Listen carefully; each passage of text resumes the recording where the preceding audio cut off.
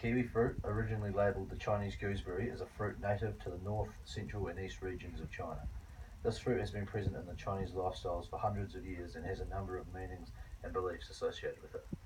Introduced to New Zealand in the 19th century due to the compatibility for market growth, the kiwi fruit quickly turned into New Zealand's most unique export product. One of the key characteristics of the kiwi fruit is that it has a unique physical appearance. The outer layer of the fruit is a thick brown layer with a hairy fuzzy coating. The inside is green or yellow depending on origin of growth and is soft and mushy. It is very sweet and tangy in taste, which is an attractive point for some viewers. Another key characteristic is that the kiwi fruit market is a very small but competitive market in the sense that there are not nearly as many producers as other fruits in New Zealand, such as apples. China is the largest producer of kiwi fruit in the world, producing over half. In research published in 2016, latest statistics show that China produced the most annually, with 1,765,847 tonnes. The next closest was Italy, and then New Zealand was third. This, however, is not the only present distinction within the kiwi fruit industry. It seems that in every major producing country, there is a major company that controls the majority of the market.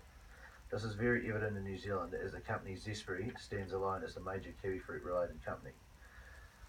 Zespri is the only company in New Zealand that exports kiwi fruits internationally, making them a standout amongst others. The first step is the production stage. In New Zealand, there are a number of different producers, all with their own different methods of production.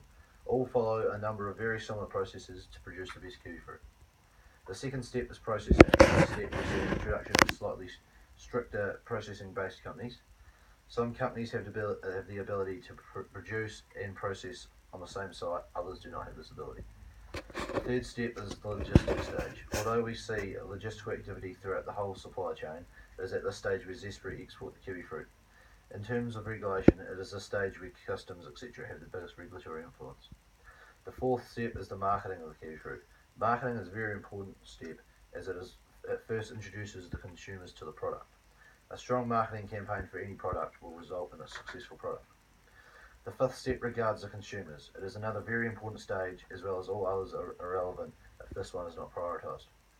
The consumers are effectively the ones who will determine if a product is successful or not. There are a number of very important regulations at the stage regarding customer well-being and health.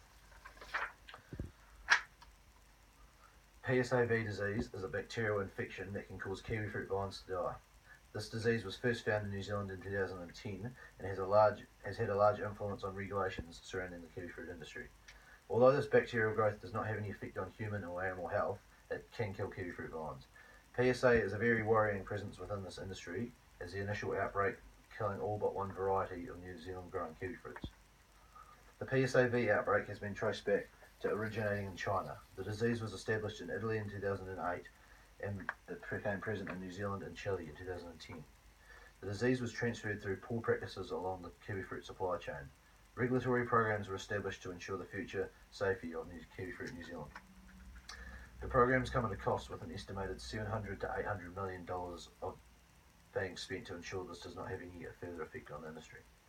Regulatory laws are formed to combat and control outbreaks like this. The result of this outbreak is that the regulatory programs such as PSAV, Research and Development Program and a Product Testing Program have been formed. These funding programs help to get ahead on the disease and make sure that it is not detrimental to the industry. These regulations are applied through industry standards. These programs have funded from the government and are crucial to companies like Zespri, who export millions of dollars of kiwi fruit each year. Regulations like this are far more serious, as they can hold huge consequences for the industry as well as the economy and the environment. There will be a number of laws and standards that Zespri will have to abide by for their practices to work. As explained before, PSA is not harmful to humans, but does have dire consequences to kiwi fruit vines. If New Zealand's kiwi fruit industry is unable to successfully control these outbreaks, the industry will start to deteriorate and the economy will change as a result. Traceability is another regulatory activity that is highly recommended in a number of different industries. Because New Zealand exports a large amount of kiwi fruit to countries such as China, traceability is what sets our industry apart from others. This means that the product is able to be traced back, no matter where it ends up in the world, back to the specific orchard that it has been produced in. In countries like China, this is very important because of the quality of their domestic product and the price difference that they pay for our exported products. It is very common for countries to want to know this information.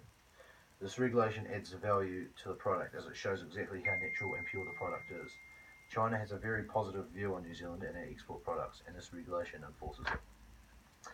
The traceability regulation is applied through characteristics on websites and information and labelling of products. For example, all over Zespri's export products is the word traceability.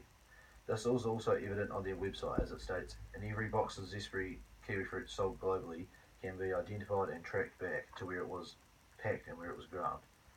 Being open and forward about traceability shows that there is nothing to hide about your product. The regulator in this case is Zespri, as they are the ones who are guaranteeing the traceability. They have taken responsibility for what they believe to be the best and most pure products. Zespri have in some ways given the public a free and inside look at how and why they do things. This enforcement regime is once again decided by consumers. The more that a consumer values traceability, the more that they will trust a company and industry with no form of traceability will have a hard time gaining a community as there is no form of openness and honesty. Relationships work both ways. Being open and honest to your consumers is just as important as an attractive product. Both Zespri and the consumers benefit from this regulation. In the eyes of the consumer, traceability is as beneficial as information surrounding the origin and the producing of the companies are accessible. This information explores the relationship between the consumers and the company, establishing a sense of trust. This trust benefits Zespri as a more trustworthy public image will lead to an increased product sales. Every business's main goal is to make money. A company heavily involved in traceability will make more than one that doesn't.